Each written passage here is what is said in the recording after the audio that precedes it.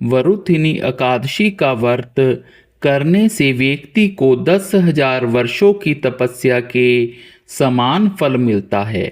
ये व्रत दुर्भाग्य को सौभाग्य में बदलता है।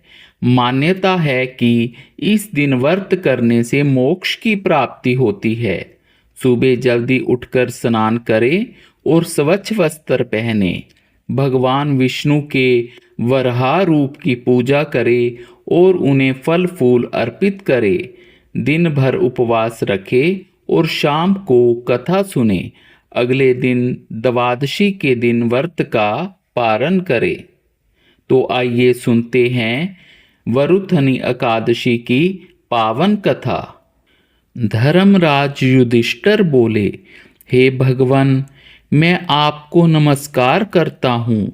आपने चैत्र मास के शुक्ल पक्ष की एकादशी अर्थात कामदा एकादशी के बारे में विस्तार पूर्वक बतलाया। अब आप कृपा करके वैशाख कृष्ण एकादशी का क्या नाम है तथा उसकी विधि एवं महात्म्य क्या है।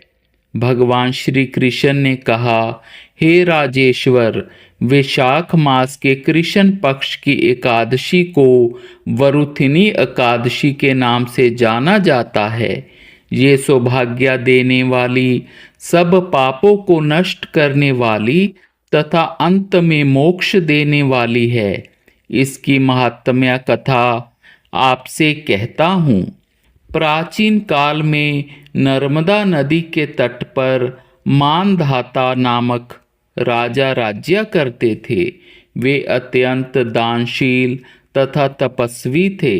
एक दिन जब वे जंगल में तपस्या कर रहे थे, तभी ना जाने कहां से एक जंगली भालू आया और राजा के पैर चबाने लगा। राजा पूर्ववत अपनी तपस्या में लीन रहे। कुछ देर बाद पैर चबाते चबाते भालू राजा को घसीटकर पास के जंगल में ले गया। राजा बहुत घबराया, मगर तापस धर्म अनुकूल उसने क्रोध और हिंसा ना करके भगवान विष्णु से प्रार्थना की।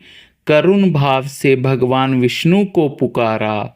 उसकी पुकार सुनकर भगवान श्री हरि विष्णु प्रकट हुए और उन्होंने चक्कर से भालू को मार डाला। राजा का पैर भालू पहले ही खा चुका था। इससे राजा बहुत ही शोकाकुल हुए। उन्हें दुखी देखकर भगवान विष्णु बोले, हे वत्स, शोक मत करो। तुम मथुरा जाओ और वरुथिनी एकादशी का व्रत रखकर मेरी वराह अवतार मूर्ति की पूजा करो। उसके प्रभाव से पुण्य सुदृढ़ अंगों वाले हो जाओगे।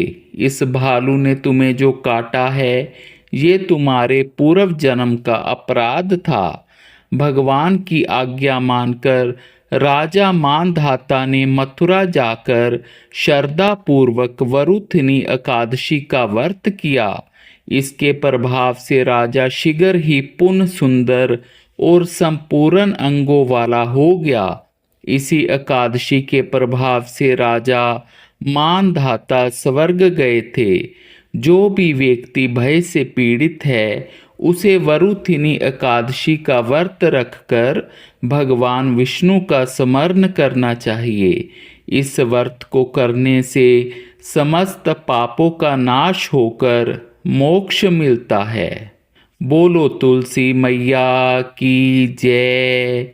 एकादशी मैया की जय। लक्ष्मी नारायण की जय। अगर आपको हमारी कथा अच्छी लगे तो लाइक और सब्सक्राइब करना ना भूलिएगा। जय श्री राधे राधे राधे।